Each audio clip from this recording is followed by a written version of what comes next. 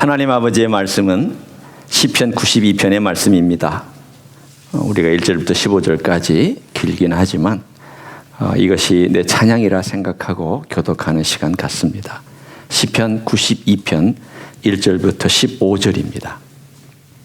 저희가 사실은 이 1절, 2절은 섞여 있기 때문에 여러분이 제가 1, 2절 읽으면 3절로 바로 건너가시면 되겠습니다.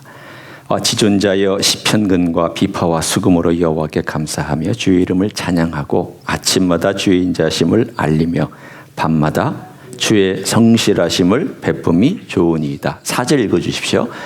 여호와여 주께서 행하신 일로 나를 기쁘게 하셨으니 주의 손이 행하신 일로 말미암아 내가 높이 외치리이다. 여호와여 주께서 행하신 일이 어찌 그리 크신지요 주의 생각이 매우 깊으시니이다. 어리석은 자도 알지 못하며 무지한 자도 이를 깨닫지 못하나이다. 악인들은 불같이 자라고 악을 행하는 자들이 다 흥엉할지라도 영원히 멸망하리이다. 여호와여 주는 영원토록 지존하시니이다. 여호와여 주의 원수들은 패망하리이다. 정녕 주의 원수들은 패망하리니 죄악을 행하는 자들은 다 흩어지리이다. 그러나 주께서 내 뿔을 들소의 뿔같이 높이셨으며 내게 신선한 기름을 부으셨나이다. 내 원수들이 보응받는 것을 내 눈으로 보며 일어나 나를 치는 행악자들이 보응받는 것을 내 귀로 들었도다. 의인은 종려나무같이 번성하며 레바논의 백향목같이 성장하리로다. 이는 여호와의 집에 심겼으며 우리 하나님의 뜰 안에서 번성하리로다. 그는 늙어도 여전히 결실하며 진액이 풍족하고 빛이 청청하니 같이 읽습니다. 여호와의 정죄하심과 나의 바위 되심과 그에게는 불의가 없음이 선포되리로다. 아멘. 이것은요 제목이 붙어 있습니다. 뭐라고 붙어 있냐면 여러분이 92편 1절 시작하기 전에 안식일의 찬송시라는 제목이 붙어 있습니다. 그러니까 매 안식일마다 이 찬양을 했다는 뜻입니다. 그만큼 이 찬양은 유대인들에게 있어서 굉장히 의미 있는 그리고 가슴에 와닿는 찬양이었습니다. 그들에게는 안식일이 뭐였길래 이런 찬양들을 그렇게 열심히 불렀을까요? 안식일이 도대체 그들에게는 어떤 영향을 주었길래 그랬을까요? 여러분, 유대인들이 요즘도 그렇지만 안식일에 일 안 하잖아요. 어느 정도까지 안 하는지 여러분 알고 계시죠? 1km, 1000m 이상 벗어나면 걸어가면 노동입니다. 그러니까 그들의 회당도 자기 집에서부터 1km 안에 있어야 됩니다. 그러니까 1km 바깥에 회당 안 갑니다. 그러니까 회당들이 곳곳에 있는 이유는 그 주변에 모여 살고 있으면서 1000m를 벗어나지 않으려고 하니까 그러니까 이제 여기 회당이 하나 이렇게 가운데 있다고 한다면 이쪽으로 1km, 이쪽으로 1km, 또 뒤로 1km, 앞으로 1km. 그러니까 약 한 2km의 바운더리 안에 회당이 하나 반드시 있어야 됩니다. 그들이 살고 있는 곳에. 얼마나 안식일을 철저히 지키려고 이렇게까지 했습니까? 심지어 여러분 아시잖아요. 엘리베이터 모든 층 다 눌러져 있잖아요. 왜냐하면 이거 누르는 것도 노동이니까. 그런데 희한한 것들이 있습니다. 음식을 하려고 불을 켜면 노동인데 마이크로웨이브 누르는 건 노동이 아니에요. 나는 어떤 기준으로 그렇게 이것이 노동이고 노동이 아닌지에 대한 기준을 정했는지 생각하면서 뭐 그래 이거 불을 안 쓰니까 그러기도 하지만 그럼 마이크로웨이브는 진짜 불 아니냐? 그 안에서 오는 무슨 전자불 같은 게 뜨리잖아요. 사실은 귀에 걸면 귀걸이, 코에 걸면 코걸이 같은 그런 면이 없지 않아 있습니다. 그렇지만 우리가 조롱하기 전에 이런 생각을 하면 좋겠습니다. 얼마나 철저히 지키려고 그들은 이렇게 열심을 냈을까? 그래서 그들 안에는 이런 말이 있습니다. 유대인이 안식일을 지킨 것이 아니라 안식일이 유대인을 지켰다. 지난 2000년 동안 우리 유대인들이 보호를 받았던 것은 안식일 때문이다 라고 그들은 스스로 말을 합니다. 맞습니다. 한편으로 보면 그 말이 정말 맞습니다. 물론 예수님께서 복음서에 유대인들하고 부딪힐 때 제일 큰 문제 중에 하나가 안식일 문제였습니다. 예수님 뭐라고 말씀하셨죠? 안식일에 병 고치니까 안식일에 병 고친다고 난리를 쳤습니다. 안식일에 밀을 비벼서 너무 배고픈 나머지 제자들이 막 허기지니까 밀을 비벼서 먹었더니 비벼 먹은 노동했다고, 요리도 아닌데도 이렇게 비벼 먹었다고 노동했다고 고발당했습니다. 그럼 예수님께서 너희들 그렇게 살면 안 된다라고 말씀하신 그 내용이 안식일을 부정한 것이냐? 그건 아니잖아요. 안식일 자체를 부정한 게 아니라 안식일에 필요한 하나님의 마음을 알려주시기 위해서 주님은 가르쳐 주셨습니다. 그러나 안식일은 정말 중요했습니다. 그러면 도대체 이 안식일이 우리 그리스도인에게는 무슨 의미가 있느냐는 거예요. 도대체 이 안식일이 뭐냐? 우리가 조금 하나님 나팔 부는 그 찬양을 우리가 남자분들이 해주셨습니다. 진짜 안식일은요, 예수님 오실 때 이루어집니다. 그때 우리가 안식일 하는 그 정말 영원한 안식이 예수님이 이 땅에 나팔 불고 오실 때 그때 이루어질 것입니다. 그러나 그때까지 이 안식일이 그리스도인에게 무언가에 대해서 오늘 저는 시편 92편을 통해서 여러분과 함께 좀 나눠보려고 합니다. 시편 92편 한번 먼저 가시죠. 우리가 크리스천에게 어떤 의미 있는지를 제가 조금 이따가 설명은 하겠지만 도대체 안식일은 뭐 하는 날이냐? 라는 것부터 시작하기를 원합니다. 자, 시편 92편을 여러분이 펼쳐서 보면 1절, 2절, 3절에 그냥 한 묶음으로 한 문장으로 쭉 되어 있는 걸 볼 수가 있습니다.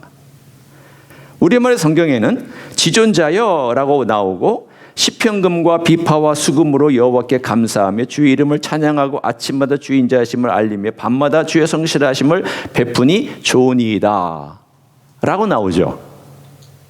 그러나 이 말은 사실은 우리 말이 가지고 있는 한계입니다.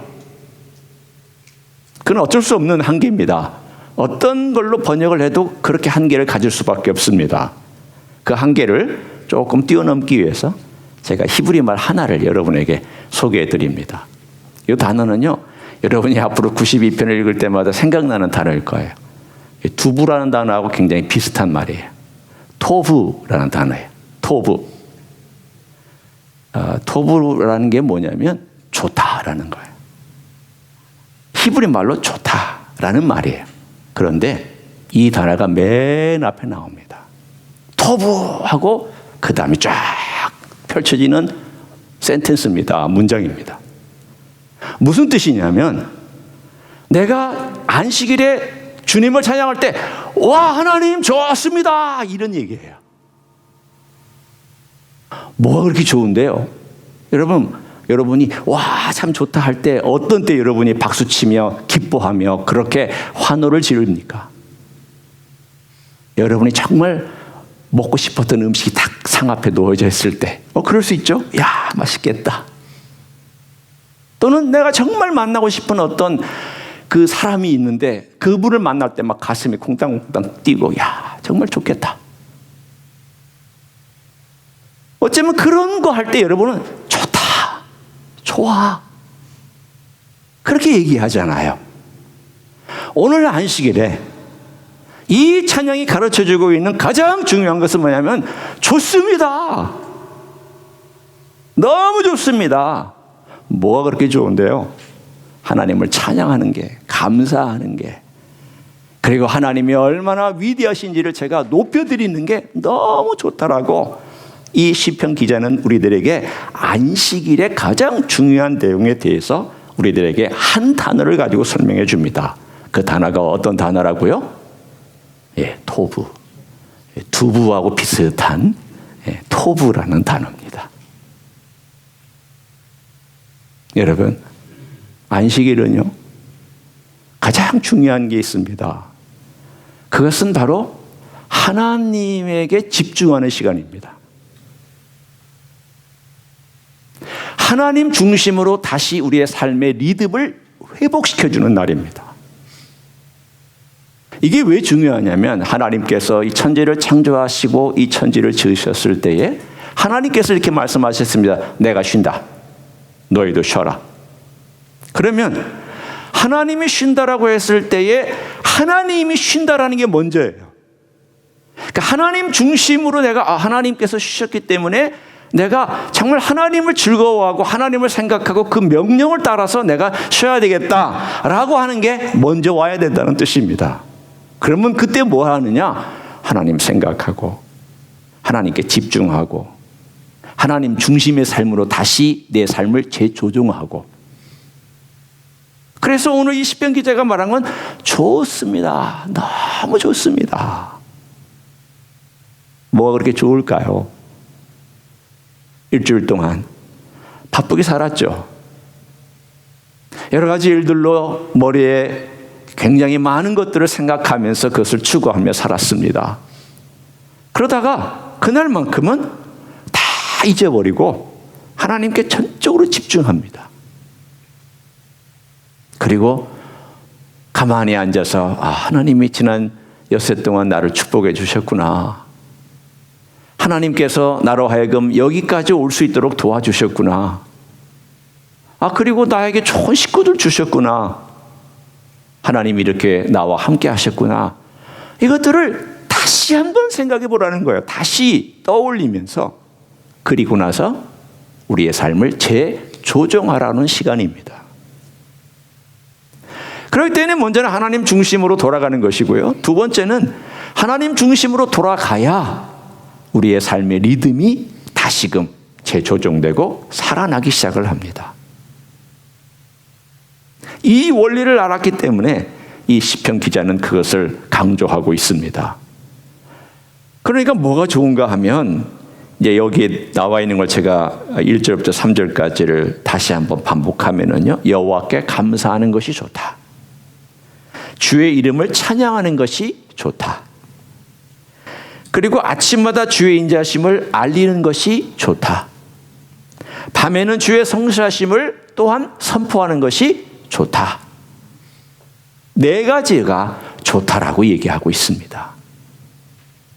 우리의 삶에 가장 최선, 최고의 선한 일이 있다면 하나님을 찬양하고 하나님을 경배하고 높여드리는 것이 최고의 선입니다. 한번 생각해 보십시오. 여러분, 최고의 선이 이루어지면 그 다음 선은 이루어지지 않을까요? 최고의 선이 선포되어지면 그 다음은 저절로 따라오지 않을까요? 오늘 그 놀라운 것을 경험하면서 시편 기자가 이렇게 얘기하고 있습니다. 4절과 5절을 제가 넘어갑니다.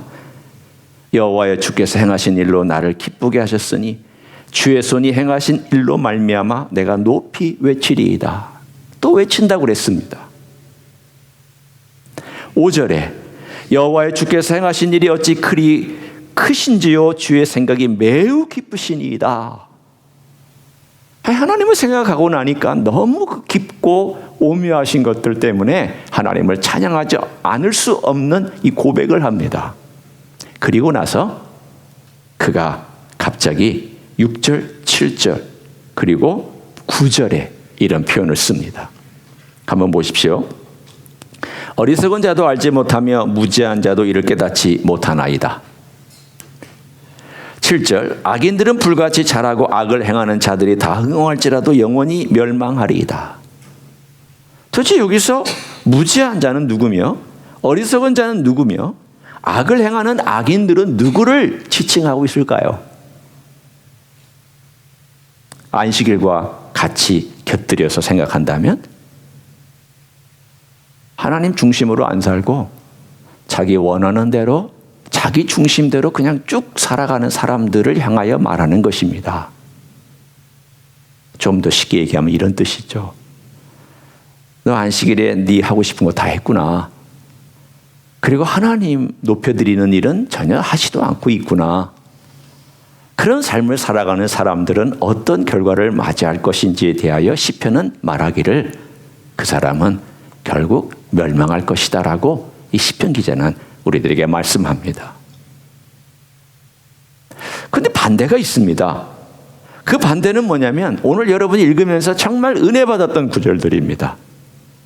하나님을 기억하고 하나님을 찬양하고 높여드리고 그분을 가슴에 담고 있을 때 하나님 중심으로 다시 회복된 삶의 가장 중요한 우리들에게 다가오는 혜택이 있다면 그게 바로 10절부터 그리고 15절까지 나와 있는 놀라운 하나님의 사람이 경험하는 결과들입니다. 어떤 열매가 있는지 제가 살펴보겠습니다. 10절 그러나 주께서 내 뿔을 들소의 뿔같이 높이셨으며 내게 신선한 기름을 부으셨나이다. 뿔은 힘을 상징합니다. 악인들 사이에서 있으면서 하나님께서 어떻게 해주시는가 하면 잘 보십시오. 10절에 내가 스스로 뿔을 들었습니까? 아니면 누군가가 나의 뿔을 들게 해주셨습니까? 잘 보십시오. 주께서 내 뿔을 들소의 뿔같이 높이셨으며 누가 해주시는 겁니까? 주께서 해주시는 겁니다. 내가 주를 높이면 주께서 나를 높여주십니다. 잘 들어보십시오. 8절에 여호와여 주는 영원토록 지존하시니이다. 높인다는 거예요. 이 단어는 똑같은 히브리 단어가 여기 쓰여 있는데 그 단어가 어디 다시금 반복되어 쓰고 있냐면 10절에 주께서 내 뿔을 들소의 뿔같이 높이셨다라는 거예요. 지존하신 하나님을 높이면 하나님께서 역으로 나를 높여주신다는 거예요. 어떻게 높여주시느냐? 악인들과 믿지 않는 사람들과 이 세상에 하나님을 무시하는 사람들 사이에서 그분이 내 뿔을 높여주신다는 거예요. 나는 스스로 들지 못하죠. 나는 뿔을 들 만한 힘도 없습니다. 때로는 흥황하는 악인들 사이에서 풀처럼 무수히 자라고 그 많은 사람들 사이에서 나는 뭐야? 이 사람들은 이렇게 하나님 안 믿고도 잘 먹고 잘 살고 이렇게 풀처럼 비가 오면은 쭉쭉쭉 자라나서 많은 영광을 누리는데 나는 뭐야? 그때 이 시편 기자는 얘기합니다. 네가 하나님을 인정하고 하나님을 높이고 있느냐? 지존하신 하나님을 높이고 있다면 하나님께서 너의 뿔을 높여 주실 것이다.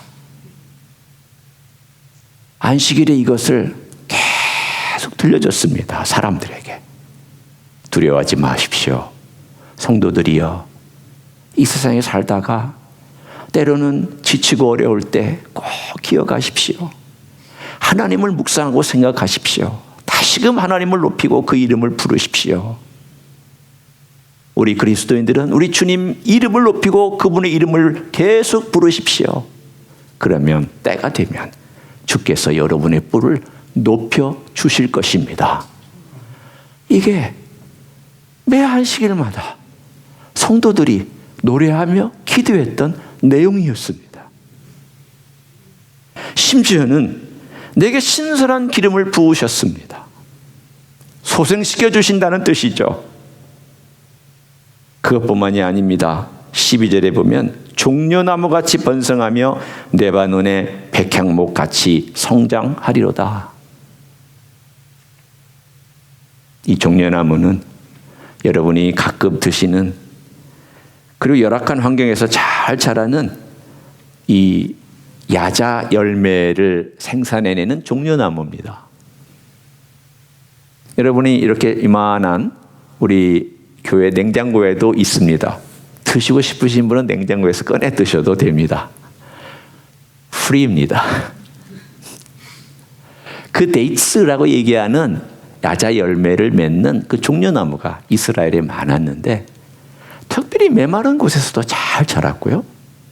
그래서 이것은 메마른 상황, 열악한 상황에서도 풍성함을 나타내는 상징이었습니다. 하나님께서 도와주시는 영혼은 이렇다라는 거예요. 또 레바논의 백향목에 대해서 얘기합니다. 레바논의 백향목은요, 고산지대에서 우뚝 서 있는 나무입니다. 이 낮은 지대에서 자라는 나무가 아니에요. 고산지대에서 자라요. 해발 1200, 1500 그 높은 지대에서 자라는 나무예요. 심지어는 2000m 높이 이상에도 그 나무가 있는데 무려 40m까지 자랍니다. 여러분 40m면 굉장한 길이죠. 한 층이 3m에서 4m면 10층에서 15층 정도의 높이를 자랑하는 우람하고 큰 나무입니다. 이 나무는 눈이 오는 그 높은 지역에서 눈을 맞으며 거친 바람에도 불구하고 우뚝 서서 자연의 아름다움, 하나님의 창조의 위대함을 나타내주는 걸작입니다. 레바논의 국기에 이 나무가 가운데 들어가 있습니다. 여러분이 나중에 레바논의 국기를 한번 찾아보세요. 그 가운데에 이 백향목이 딱 들어가 있습니다. 추운 겨울, 눈, 거친 폭풍, 혹은 종려나무같이 메마른 환경, 물이 없어 보이는 이러한 조건 속에서도 종려나무와 백향목은 우뚝 서서 하나님께서 얼마나 이들을 축복해 주시는지를 드러내 주시는 상징입니다. 누구에게 이런 축복을 허락해 주셨느냐? 하나님을 생각하고 안식일에 하나님께 와서 하나님을 인정하고 찬양하고 경배하고 그리고 삶의 리듬을 하나님 중심으로 다시 찾아가는 사람들에게 이런 놀라운 선언을 해주셨습니다. 오늘 그 이유가 있습니다. 어쩌면 여러분이 첫 번째 하나님 중심으로 살아가는 삶에 대한 이야기를 하면서 그 이유가 13절에 나옵니다. 어떻게 해서 이들이 이렇게 번성하며 어떻게 해서 이들이 이렇게 성장합니까? 어떻게 해서 그 뿔을 높이 들어주셨습니까? 신선한 기름을 부으셨습니까? 라고 질문한다면 그 대답이 바로 13절에 나와 있습니다. 우리 한번 같이 읽어보겠습니다. 시작. 이는 여호와의 집에 심겼으며 우리 하나님의 뜰 안에서 번성하리로다. 어디에서 번성합니까? 어디에 심겨져 있습니까? 여호와의 집에 심겨져 있다고 그러잖아요. 이 말이 무슨 뜻이냐면 하나님 중심으로 삶을 살고 그 안식일에 찾아와서 하나님을 예배하고 경배하고 하나님을 생각하고 다시 삶의 리듬을 하나님께로 돌리고 어긋나 있던 리듬을 하나님께로 다시 재조정하고 하나님께 마음을 두는 그 사람이 하나님의 임재로 덮어주시는 그 삶이 오늘 여기 나와 있는 종려나무처럼 레바논의 백향목처럼 들소의 뿔처럼 기름 부음 받은 자처럼 하나님께서 만들어 주시겠다라고 약속하셨습니다.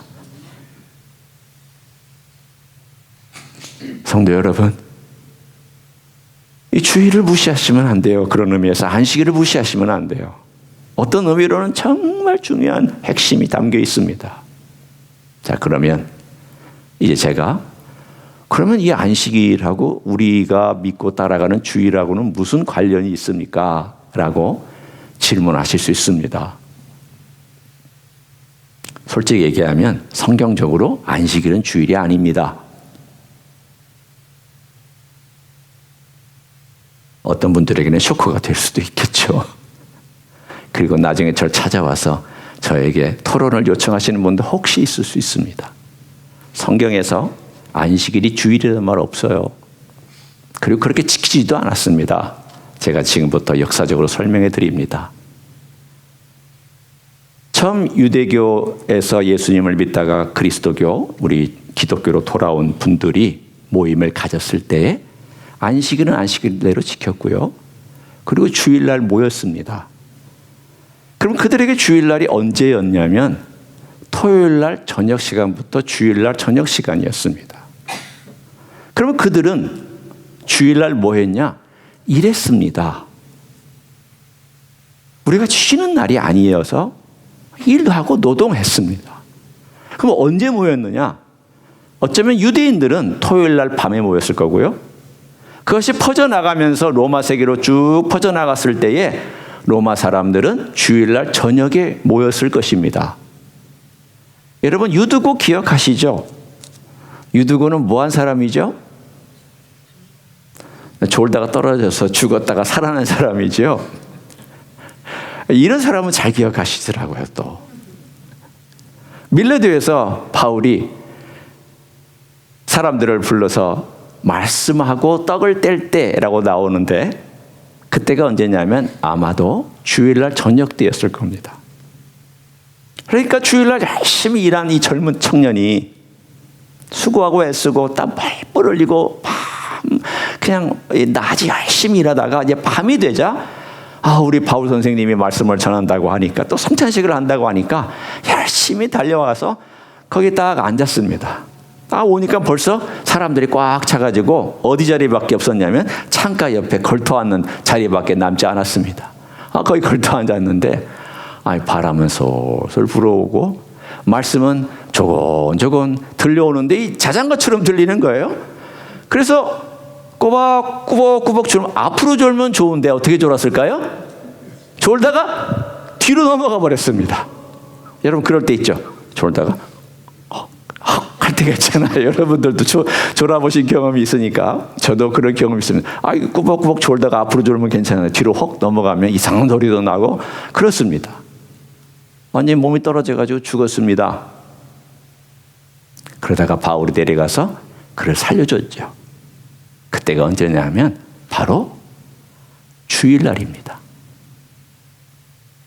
그 이야기는 뭘 의미하냐면, 그들에게는 아직도 주님의 성찬을 하기 위해서 쉼을 갖거나 일을 그치거나 하는 여력이 없이 주일 저녁에 모여서 떡 떼고 예배하고 주님 찬양하고 경배하고 그 지친 몸 가지고 하나님 나아갔던 그런 삶을 살았다는 것입니다.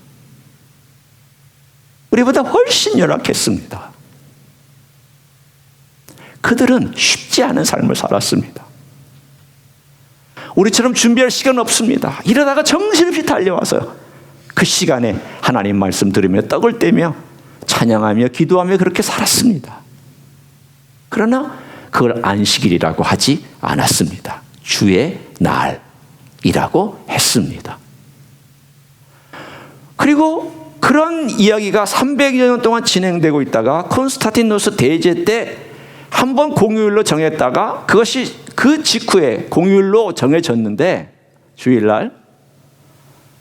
그럼에도 불구하고 언제 사람들이 주일날 쉬게 되었느냐? 600년대나 돼야 쉬기 시작했습니다. 하루 딱 쉬는데 이제 주님의 부활을 경험해서 쉬기 시작했습니다. 그것도 로마의 통치가 이루어지고 있는 세계에서만 있었던 일입니다. 그러면 그들이 주일을 지키면서 안식일의 개념을 다 가지고 왔느냐? 그렇지는 않아요. 누구도 이것이 안식일이라고 말한 사람도 없고, 안식일처럼 노동하지 말아야 된다, 뭐 또 하지 말아야 된다, 그런 개념을 갖지 않았습니다. 주일은 우리 주님께서 우리를 축복하신 날, 우리를 위해서 부활하시고 우리를 위해서 예배를 받으시고 우리와 함께 하시는 날로 그런 기념하며 그 날을 서로 즐기며 먹으며, 때로는 음식도 미리 준비하며 음식도 가져오며 그렇게 즐거워했습니다. 안식일이 아니었습니다. 그럼 언제 안식일이 생겼느냐? 종교개혁 때냐? 아닙니다. 종교개혁자 칼빈이나 루터도 안식일을 그렇게 하지 않았습니다. 안식일의 개념은요, 청교도들이 가져온 것입니다. 어디서 가져왔느냐? 우리가 어떻게든 열심히 섬겨야 되겠다 해서 구약에서 가져와서 그것을 주일날 갖다 놓은 것입니다. 우리 한국이 그 개념을 받아들인 것은 청교도의 영향을 받은 장로교가 선교사로 들어와서 우리 한국에 퍼뜨렸을 때에 그 개념을 그대로 받아들여서 안식일은 주일이다, 이렇게 하게 되었던 것이죠. 여러분, 안식일은 주일이 아닙니다. 그러면 도대체 안식일은 뭐냐? 지금부터 제가 4가지를 함께 나누기를 원합니다. 이 4가지 제가 주보에도 적어놨지만, 첫째는 안식이란 단어, 사바스라는 단어는 멈추다, 그치다 라는 뜻입니다. 그럼 우리가 뭘 해야 되느냐? 이 안식일에 가지고 있는 개념을 어떻게 우리가 살리면서 주의 날과 함께 그것을 잘 조화롭게 하나님 앞에서 살아갈 수 있느냐? 분명히 주님께서 십계명에 내가 일하고 쉬었다, 그러니 너희도 쉬어라 라고 하는 이 귀한 주님의 말씀을 어떻게 우리가 실천할 수 있겠느냐는 거예요.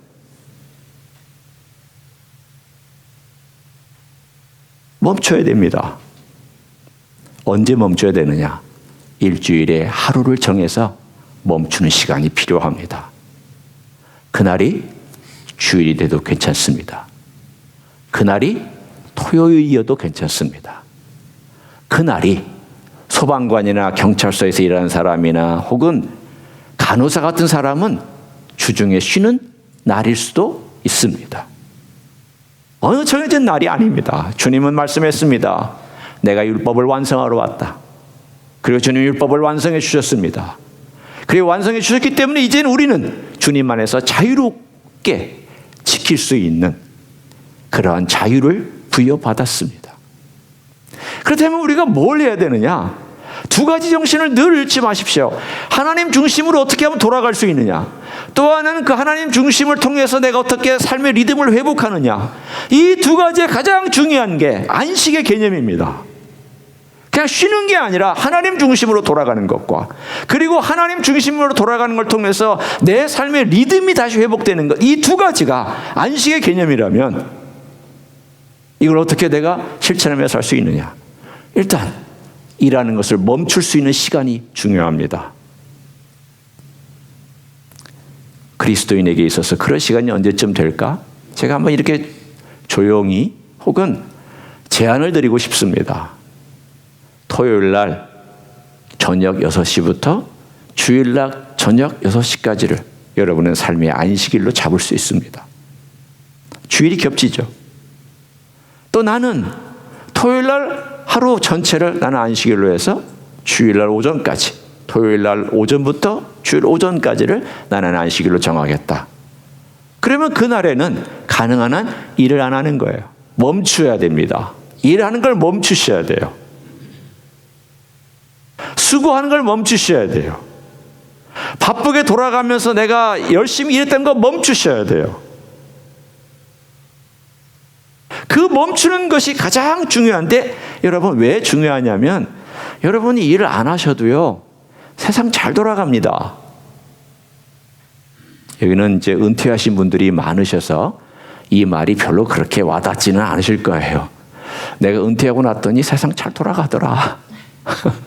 내가 일 안 해도 이 세상은 잘 운영되고 있더라. 누가 운영하시기 때문에? 트럼프가? 누가 이 세상을 운영하시기 때문에 잘 돌아갈까요? 주님이 운영하시니까 잘 돌아가죠. 그러니까 여러분 멈추셔도 괜찮아요. 정말 멈추실 시간이 필요해요.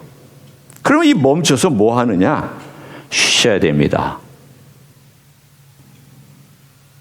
뭐 하면서 쉬느냐? 제가 예를 들어 드릴게요. 운동도 쉼이에요. 낮잠도 쉼이고요. 산책도 쉼이고요. 책 읽기도 쉼이고요. 좋은 영화를 관람하는 것도 쉼이고요. 식구들과 함께 외식하는 것도 쉼이고요. 좋은 음악 듣거나 심지어는 멍 때리기도 쉼입니다. 여러분 가만히 그냥 멍하니 한 10분만 20분만 있어 보시고요. 조금 더 여러분이 개발하실 수 있다면 그 멍 때리는 가운데 처음 시작할 때 하나님, 제가 주님의 그 임재 안에서 가만히 있어 보겠습니다 하면서 한번 10분 20분 동안 아무것도 하지 말고 가만히 있어 보세요.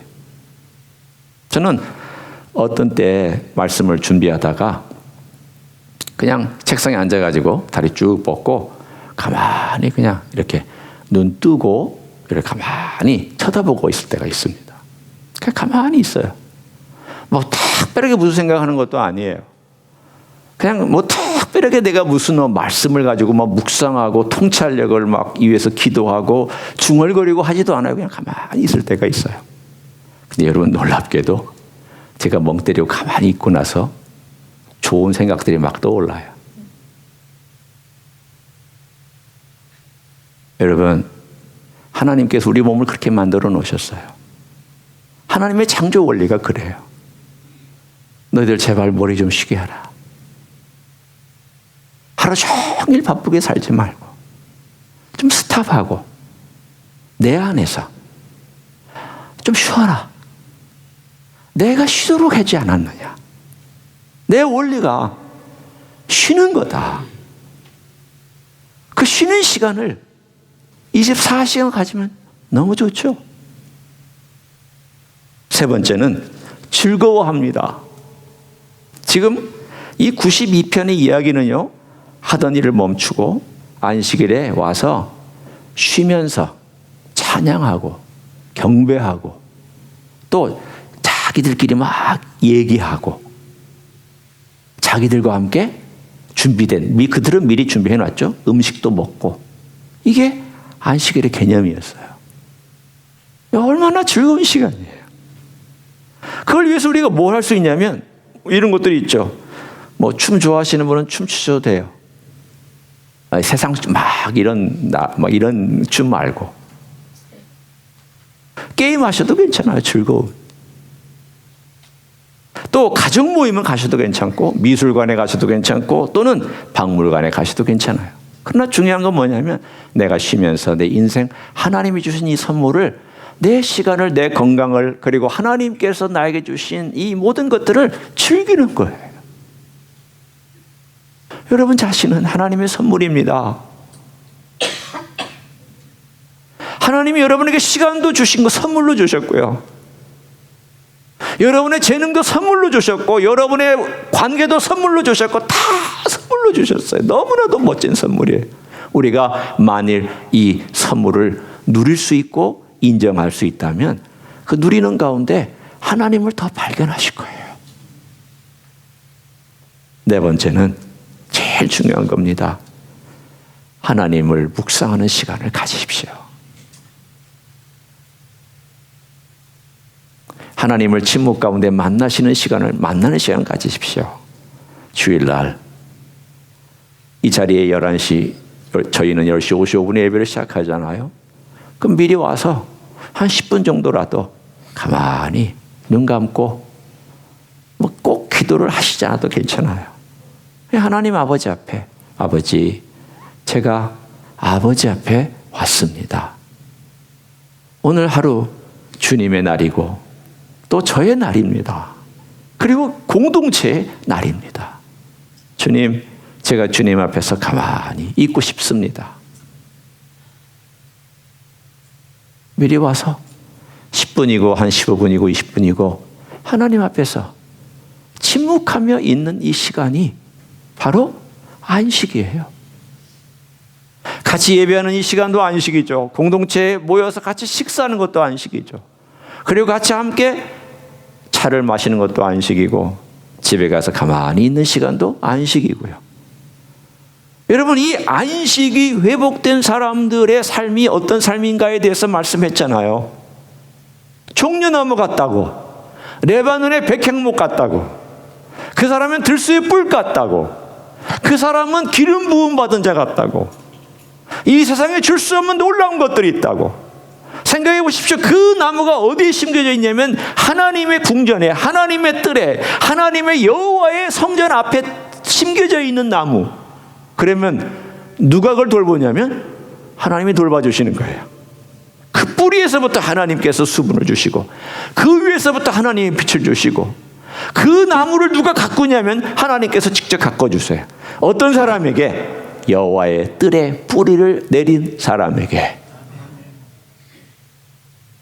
여러분, 이 안식일은요, 주일일 수도 있고 주일 외의 시간일 수도 있고 주일을 포함할 수도 있고 주일이 아닌 시간일 수도 있고, 그러나 중요한 이 네 가지 원리, 멈추셔야 돼요.